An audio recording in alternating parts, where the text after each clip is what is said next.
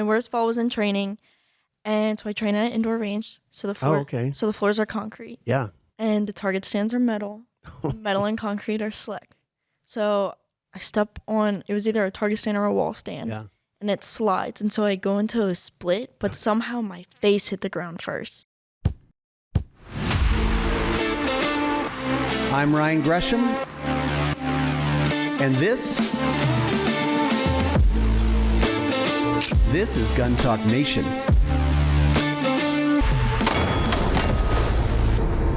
This Gun Talk Nation is brought to you by SnapSafe, First Person Defender, Safariland, Guns and Gear, and Ruger. Hey, welcome into Gun Talk Nation.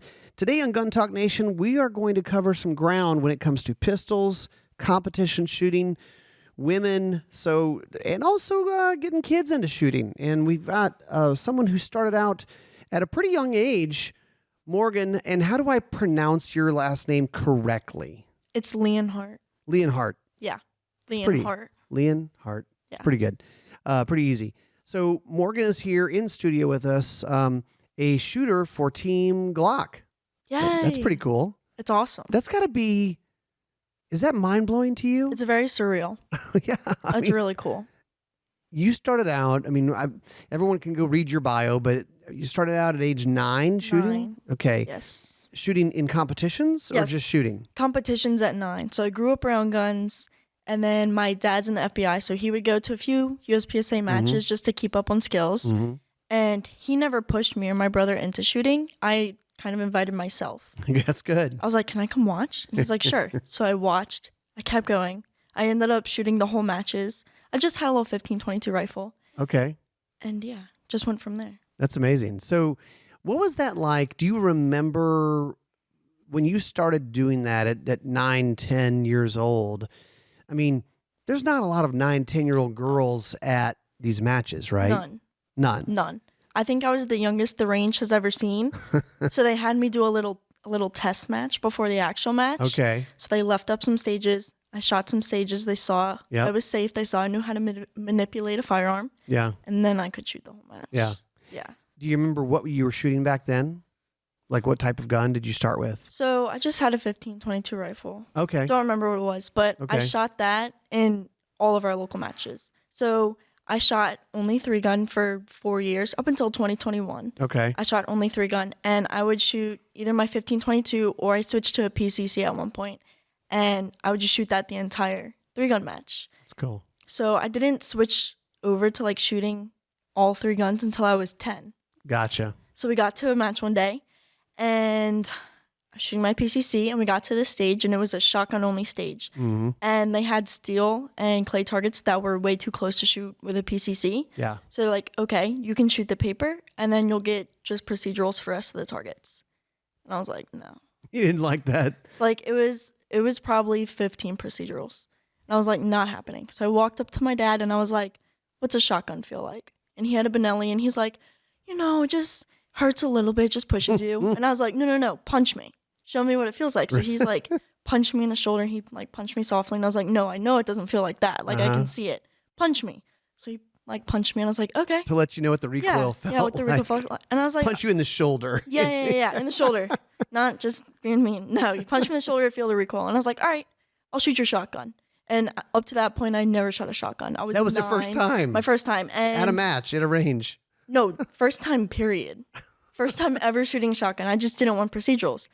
And his shotgun was taller than me. Oh my gosh. And it was a long stage, so I had to load. But like we had been practicing loads at home, so I knew how to twin load. And so I shot the stage, and then I had to like move and load, and the barrel of the gun is just dragging on the ground as I moved back because I couldn't hold it up tall enough.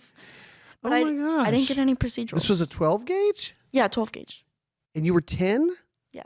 That's and it didn't bother you? Didn't freak you out? Like, okay. The video is awesome. It is hilarious. It is so funny. So since then, or after that match, I got a Glock 34. I got a Beretta, and then I got a rifle. So I had the whole setup, and I just shot normal 3-gun matches after that. Now, for people listening, I don't think we would recommend giving a 10-year-old girl a 12 gauge to start out. That's usually the exact opposite. I'm like, hey man, don't do that. You're gonna turn her off of shooting. They're not gonna like it. And it had like the extended tube, so it like held 15 rounds. Well, actually, that helps. It adds weight to it. Maybe helps reduce recoil a little bit.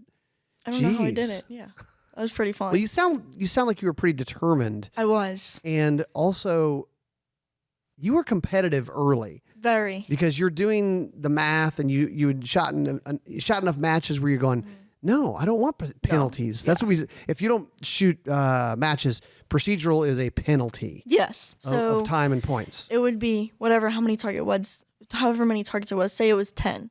I'd have the failure to shoot at minus 10 points, and then minus the hit minus 5 points. So minus 15 times 10, minus 150 points. I'm like, that's not going to work. No way. No. As if you missed all those targets, right? Right. Yeah. Wow. Okay. So you kind of got into this. You started shooting more. Obviously, you've had a bunch of success because, heck, you're on Team GLOCK now, which is huge.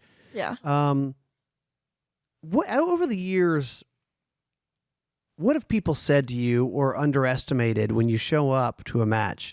The ROs or match directors or whatever who, before you were kind of a known entity, a known person in this world, what would you hear when you showed up to a match? So a lot of it wasn't negative. A lot of it was positive, but many of the competitors see zero threat in a smaller female. I was young. They see me walking up and they're like, oh, you should do it this way and it's okay. Like, it'll be fine. And I'm just sitting here. I'm like, you have no idea. It's kind of fun. It's so fun. And then it's even better if it's like random people I'm shooting on a squad with and they, have no expectations. Sure. And I shoot with them and they're like, wow, you're really good. Thanks. Like, I've just picked this up. Thanks. Yeah. That's our favorite little gig to run. Some of the guys I shoot with, they like to make bets. They're like, I'm teaching my neighbor how to shoot. You want to shoot against her? I bet you she'll win. It's great. You could win money this way. This could be, win some college funds or something. Give me college. Yes. So, you stuck with it though, which a lot of people don't. Why? I'm very competitive. Yeah. And so I guess I just strove for more and more in 3-gun. And 3-gun's a lot to keep up with. It's essentially 4 guns you have to train. And so in 2021, I switched to shooting only pistol. And that was much more maintainable. It's much easier to train, to keep up with, to pay for everything. Right. And so 6 months after I started shooting a pistol, I won Carry Optics Nationals. And that was just my push. Yeah. That's what got it all. I'm pretty sure that's the only reason I pushed so hard and kept going. Because you saw, like, wait a minute, I'm good at this. I had no expectations. I went into the match. I shot on the ladies super squad. I don't know how I got there. It was just like, I want to watch the ladies. Yeah. That's what I want to do. I've watched them on YouTube and Instagram for so many years. I want to go in person. I want to see how they treat these matches, how they shoot in real life, how they handle everything. And so that's what I went for. And I don't watch scores in matches. I don't like to see how I'm doing. I don't keep track. I don't like pushing, holding back, whatever. I just shoot what I feel. And so I didn't know what any of the scores were. And then, like, on the very last stage I shot, my dad's like, you won. I was like, what do you mean? What'd I win? He's like, no, like, you won. Was he crying on purpose? Well, yeah. Was he on purpose not letting you know how you were doing during the match? Is that kind of a thing between you guys? Like, don't let me know how it's going? Yeah. So just mentally? He knows I don't like to watch scores. Yeah. I just never have. I don't know if it would help me or not, but a lot of people I see watching scores, they get consumed. Sure. And so that's what they're doing the whole match. It gets to a points game. It gets to I'm striving to win. Yeah. Whereas I need to go faster. I need to go faster. I need to whatever. I try to just shoot consistently. Because when you're striving to win, you're going to completely fail or you're going to Superman a stage. But you're not going to be Explain consistent. Superman a stage. Go as fast as you can and somehow by a Hail Mary you do amazing. You go faster than seems possible to keep the car on the road kind of deal. Yes. You said super squad. Explain that to people. So a super squad is where your main competitors shoot in a match. So they kind of bunch them all together. That way they're on the same schedule.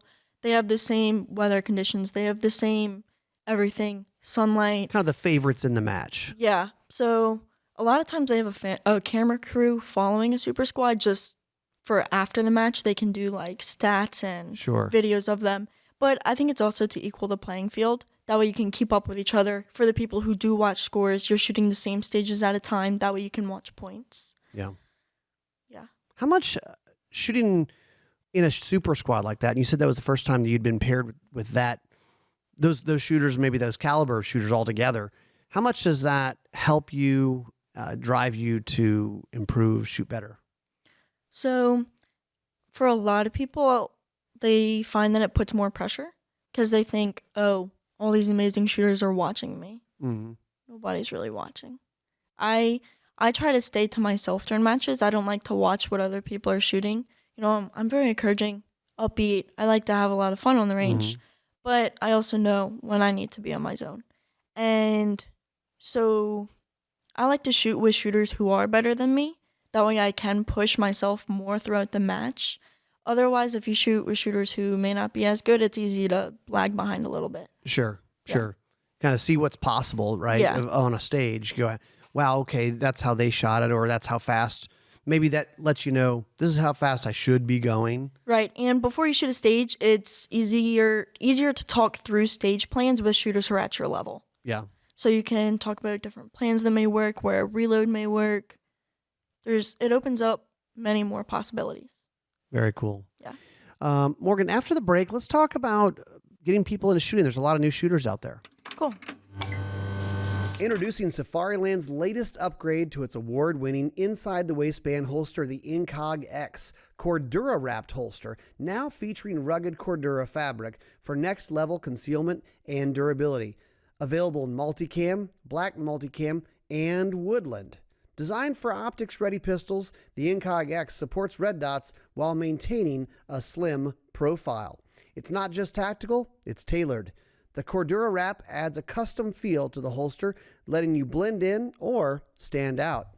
You can learn more at Safariland's website. Check it out, the new Incog X Cordura wrapped holster. Want to hear about the latest and greatest in the world of guns? Well, 17 seasons of Guns and Gear, and we are back with another one. You can watch it live on Wednesday nights on the Outdoor Channel, or tune in on all the Gun Talk online channels to see what we're up to. Guns, optics, ammo, we test it all, we interview experts, and we showcase it to you.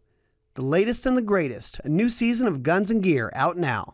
You've probably heard about the Ruger RXM pistol. It's the result of a collaboration between Ruger and Magpul. American-made handgun, stands out with a variety of upgraded features, including direct mount optic cut slide. So you can put an RMR, Delta Point Pro, RMSC cuts with co-witness height sights. It also has their fire control insert. It's a removable stainless steel insert. That's the serialized part of the gun, which enables you to customize using Magpul enhanced grip handgun grips. And so they have different colors, different sizes. You can really customize it. It's Gen 3 compatible, so works with magazines that you may already own. And we've tested it. We shot it a lot, and we like it. You can learn more about the Ruger RXM over at Ruger.com. So Morgan, a lot of people are getting into shooting. They're buying guns in the last 5-6 years. Like 30% of the handguns being sold are being bought by first-time gun owners. And I think it's probably like 30 to 40% of those are women buying guns. Do you have people asking you about getting into guns, shooting, that kind of thing? Yes, I do. Lots of people, or I get a lot of DMs. Mm-hmm. Most of it is from junior shooters' parents, and they're like, how do I get them into this? What do I do? Yeah. Here she is, 9, 10, 11, 12 years old. I have no idea how to approach this. It's funny. The parents saying, how do I get her into this? I feel that. I have daughters. Mm-hmm. And when you're like a gun enthusiast, a shooting enthusiast, and you would love your kids to have the same hobby. Yeah. But your dad, it sounds like he did it the right way. He doesn't force it. It wasn't like, you have to have my hobby. So, but like you just wanted to. Yeah. Guns weren't his hobby. Okay. My dad did scuba diving for a really long time. Mm-hmm. And he did like bike riding, like not motorcycles, but like bikes. Mm-hmm. So he would leave for trips, like a scuba diving all the time. And then like he got to the point he would cave dive. So once me and my brother turned probably 8, he was like, "Oh, this is dangerous." Yeah, Like, cave diving is super dangerous. Yeah. So he sold all his stuff, and then he did bike riding, and so he can ride bicycles. If you've ever seen the Tour de France, Yep. Well, the Tour de France, so stuff like that. And so you get the sweet biking shorts, all the stuff.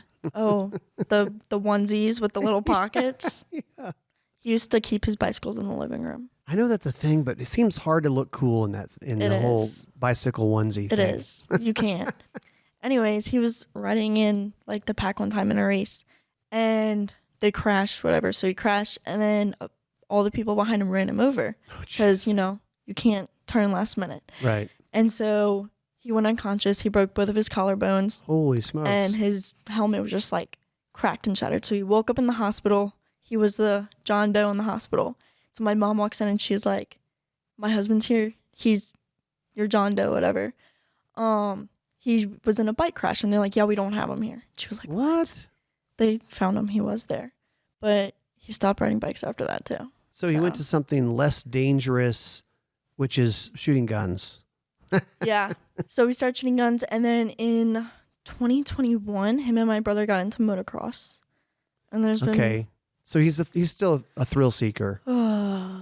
The crashes. That's not less dangerous. It is funny though, because people say youth shooting sports, and it's very popular. Yeah. I mean, you shoot pistols, but you have steel challenge, you have shotgun, like trap and skeet, and all that is huge with youth shooting sports. Yes. And there's probably a segment of people go, I don't know, like kids, guns. It's like, is that okay? Seems a little dangerous. But as far as like people being injured, it just doesn't really happen. Low. It's very, very low. It's a freak accident. Compared to bicycle racing or tennis or football or basketball or gymnastics. Anything. I have family that were hardcore gymnastics, surgeries, torn ACLs, MCLs, all this stuff. I mean, shooting sports is a really safe, it's relatively safe, low injury thing unless you fall running through stage, which you've never fallen, right, Morgan? Oh. Is there video evidence of this? There is. Can it be shown? I don't know. It was a safe fall. It wasn't in a match. My worst fall was in training. And so I train at an indoor range. So the floor, So the floors are concrete. Yeah. And the target stands are metal. Metal and concrete are slick. So I step on, it was either a target stand or a wall stand. Yeah. And it slides. And so I go into a split, but somehow my face hit the ground first. Ow. So Ow. Okay, I never don't mind. know. Never mind. You're not helping my argument about it being safer. Gun was safe. Safer sport. Finger was at the trigger guard. Yeah. Muzzle was in a safe direction. Yeah. Jeez. My face and legs. Yeah. Ouch. I just don't go so fast that I can fall down. Yeah. Oh, you can fall. You can fall going slow. I just say, I'm teaching my teenager to drive. It's like, if you're gonna hit something, do it going slowly, please. Pulling into a parking spot, pulling out. Slowly. Yeah. Same thing with driving boats, everybody. Yeah. You're gonna crash going go real slow. It's more of a bump. Yeah. So people reaching out about pistols, ownership, shooting, what do you tell them? So most of it is less about the actual gun itself and more focused on gear. Mm-hmm. A lot of people want to know where to get clothes from because women's clothes with belt loops are very hard to come across. Like athletic clothing, yes. Belts, there's so many belts out there. Everybody has different preferences. There's no magic belt. So what's the answer? Pants with belt loops and belts. What's the answer, Morgan? My favorite shorts with belt loops are Under Armour golf shorts. There you go. Okay. And my favorite belt is the Lynx belt with a ratchet strap because it adjusts every day. You don't have to be one set size. Yeah. You eat a big dinner, crank it a little bit looser. Yes. I got the next belt. I'm a big fan. Yeah. Just ratchet down. Yep. Yeah. That's awesome. But gun-wise, a lot of people ask what gun they should give to their child getting into shooting. Okay. So, smaller person, smaller gun. Don't give them a 9mm. Smaller caliber. Yes. Yeah. Don't do 9mm. Not necessarily a smaller gun per se. Yeah, no. The frame, the actual look is fine. A smaller caliber for sure. Yeah. Keep juniors on 22s for as long as you can. I got a 9 really soon. I was 10. And I had 3 years of really bad habits where I really could not progress for 3 years. Yeah. I was stuck. The reach of the trigger, doing weird stuff to control recoil. Yeah. So I would push into my recoil really hard. So, you know, boom, boom. Yeah. Couldn't get better. Yeah. Yeah. I wish I would have stayed on a 22. Which then my dad tried to put me on a 22 pistol. And then at that point, it was just so far gone. Yeah, you weren't interested, or no. I was interested, but my bad habits were so far gone. Oh, okay. Switching back at that would do no help at that point. Yeah. Stay on a 22 for as long as you can. I mean, yes. I think that making it easy to shoot, that's a really good point. I've never really put that into words, but I know for myself, I had a ton of trigger time on BB guns and pellet guns as a kid. And it's like, oh, it's just fun. It's goof around BB guns and pellet guns. But like, you learn. I mean, I had like a backstop in my backyard. I had like a lean-to, and you can get really good on sights and trigger press, just doing that stuff. Yeah, so my 3 things that I usually tell people when they're starting: if you're starting a young kid and like you still need to teach safety and stuff, start them with a rifle. A rifle is easier to stop if they go to swing either way. You can catch, you know. It's much harder to break the 180 that way. It stays safer. And then if you are going to do pistol, do 22. And either way, do a dot and not iron sights. That way they can focus on their trigger press and how they're holding the gun versus lining up their sights correctly. Yeah. Yeah. Those are my 3 bigs. Just start with the dot. Start with a dot. Red dot optic on the gun. I think that's good advice. And people say, well, they have to learn how to shoot irons. They will. Yeah. But one thing at a time. Yes. One thing at a time. Let's focus on the trigger first. I was doing a shotgun lesson with a pro shotgun shooter a few years back, and I like to shoot sporting clays, but I kind of do it not to win any matches as much as just practicing and getting better for hunting. Yeah. And so I'm mounting the gun and shooting, and the teacher says, "Why are you doing that?" Because the teacher's a competitive shooter, and they're like, "You're allowed to start with a mounted gun." I'm like, well, it's for hunting.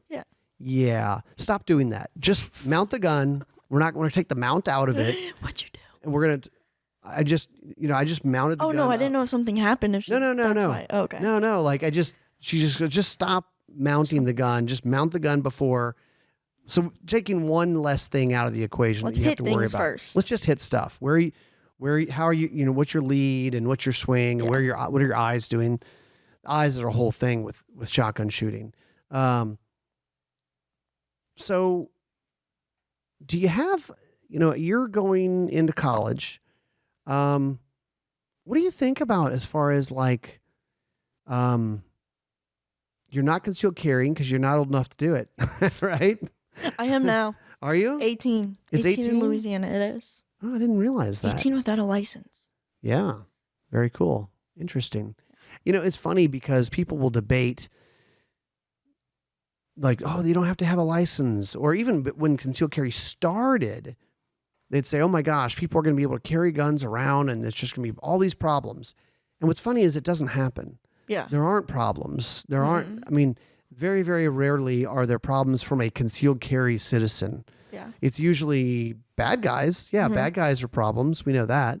But, oh my gosh, they're going to be able to carry without a permit. And then you're like, well, send me all the news stories of where this was a problem, and there's nothing. It's not. It's not a problem. So how much do you train these days? I usually train 3 days a week. That's what I try to. What does training look like for you? So I normally train in the afternoon. That's what time the guys I train with can train. So it's usually from 4 to 7. We always start off with a warm-up drill, doubles, bullseye, whatever we want to work on that day. And then we get into drills, whatever we want to work on, whether it's distance, going fast, accuracy. Do you have like a theme for the day? Pretty much, yeah. I mean, or is it all over the place? Is like today accuracy day, or today is the go fast, burn it down day, or whatever? Usually themes. Yeah. So, so we'll do our drill that correlates to the theme, and then we'll set up a stage or a stage-like thing where it's not a standstill drill, but it's like maneuvering through the stage, going into positions, leaving positions, moving and shooting. But we like to run a stage once each way. So we'll just set up one big stage that can be run a ton of different ways and just run it once and just come up with a million different ways to shoot it. Just one stage that you work on. Yeah, one stage you work on. So yeah, I usually shoot about 500 rounds in a training session. Wow. I don't like to do more because then my hands are. Yeah. But that's a pretty good amount in a 3-hour block. Yeah. That's a lot of shots. It's a lot of shooting.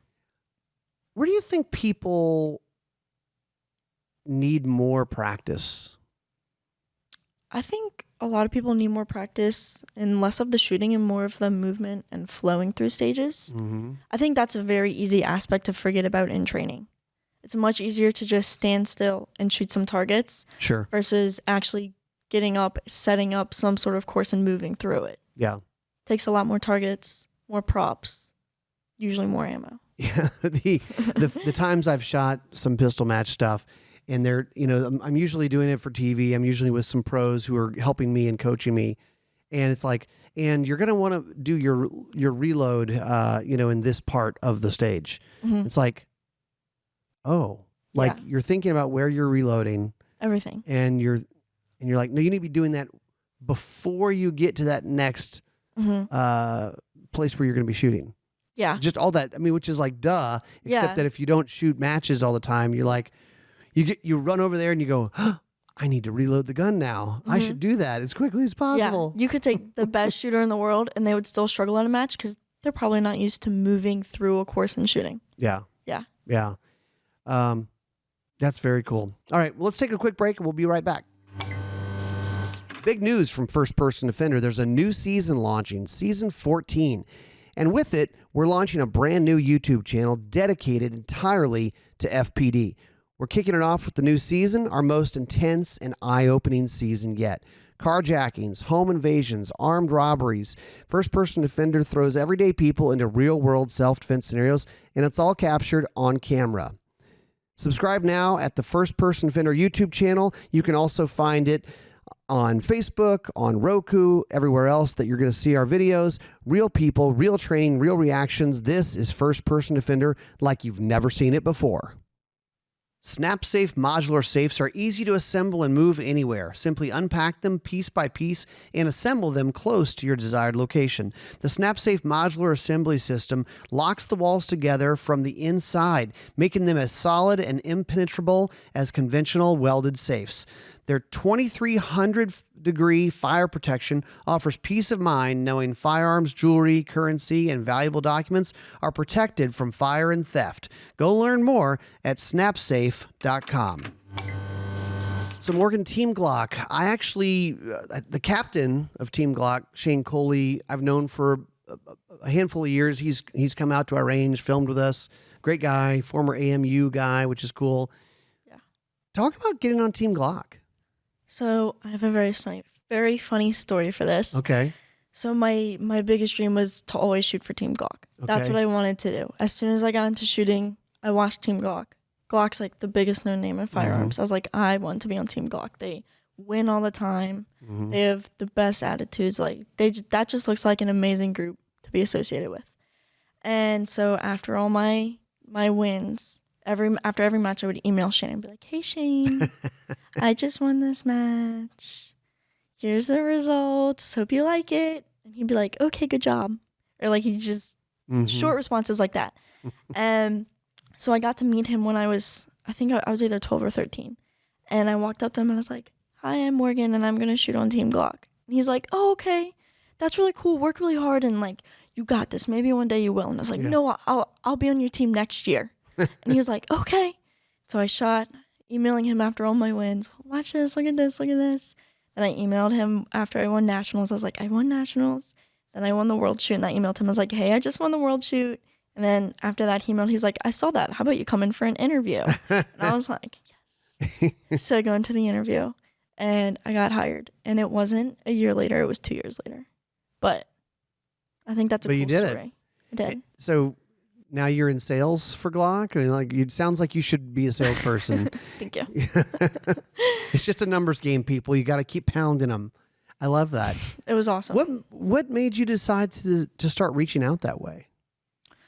I think my dad always taught me, you're not going to get anything if you don't ask for it. The worst that you can tell you is no. That's great. So I got multiple no's. Yeah. Just keep trying. Every no leads to a yes. Yeah. And it's like maybe it takes 5 no's or 10 no's, but eventually it leads to a yes. Gets closer. That's fantastic. Yeah, and being your own advocate too, right? Yeah. Speaking up.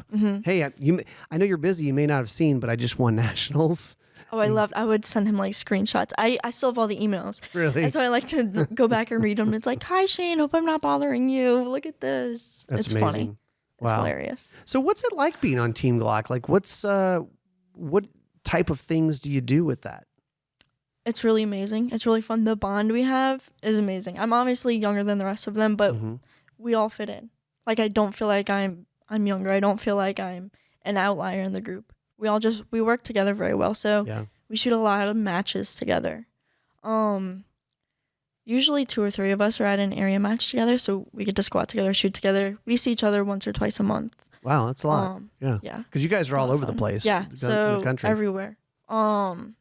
T's in Texas, Shane's in Georgia, Ashley's in North Carolina, and Callie's in Florida. Yeah. So we're all different. We're all from different places. Callie, I've met Callie, incredible athlete, obviously. Yes. She does a lot of the tactical game stuff. I think she's a CrossFit athlete.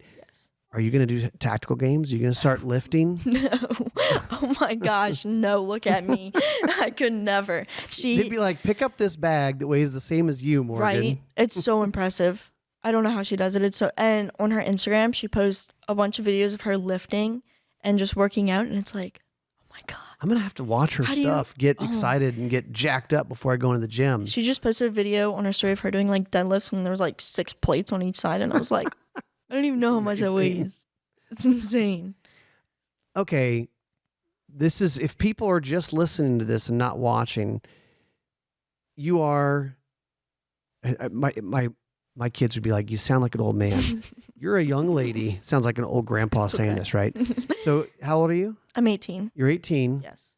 And, I mean, you look like, you're not this huge person. You're not like this muscled out lady, right? So controlling the gun, shooting the gun. I mean, because a lot of people will say, oh, I don't like the recoil, or I can't run the slide on a semi-auto. You've been shooting 9 since you were 10 years old, 9 millimeter. Yes. So everybody listening, yes, you can control the recoil on a 9 millimeter pistol, and you can run the slide because a 10-year-old girl can do it. It's possible. And you didn't have like freakish strength or man hand or something, right? Right. So like, I mean, how do you explain how you do it? A lot of how I explain my grip is in my wrists. Mm-hmm. I like locking a wrist. My biggest tip to everybody when they're like, the muzzle just flips so much, I can't do it. I always say, tighten your strong hand pinky.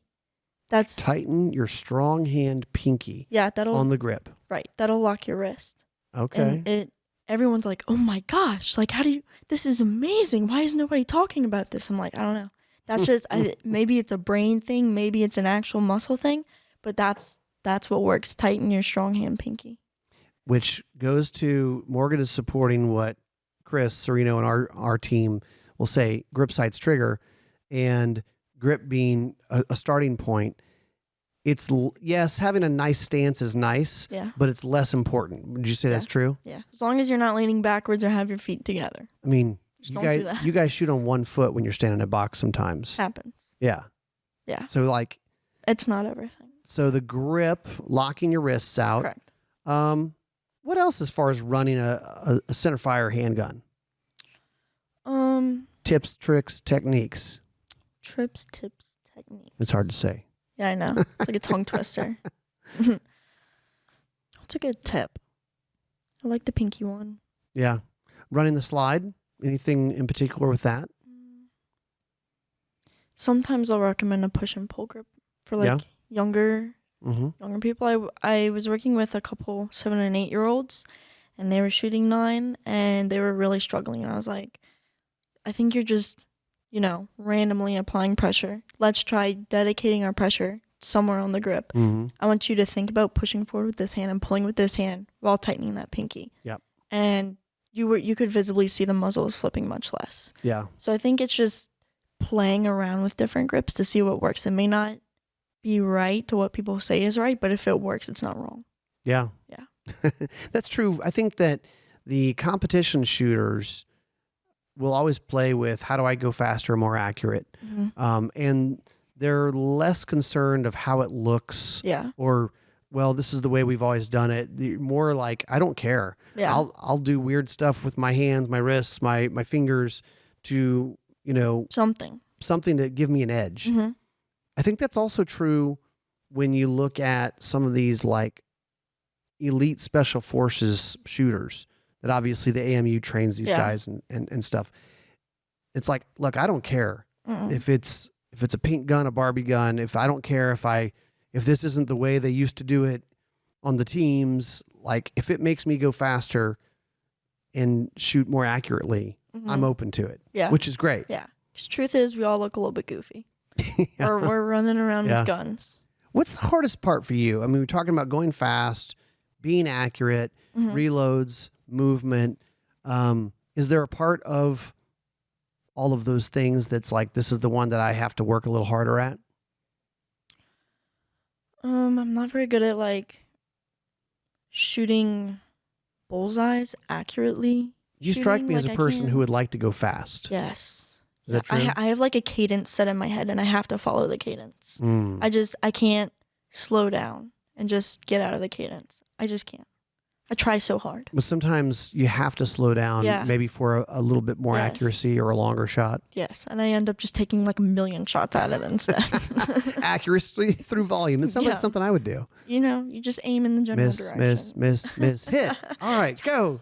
Moving on. Yeah. Another big thing that I've kind of struggled with in the past is burnout, which a lot of people don't talk about. But aside from like shooting techniques, I think burnout is something that a lot of people struggle with. That's hard to get out of. Like shooting too much? Like just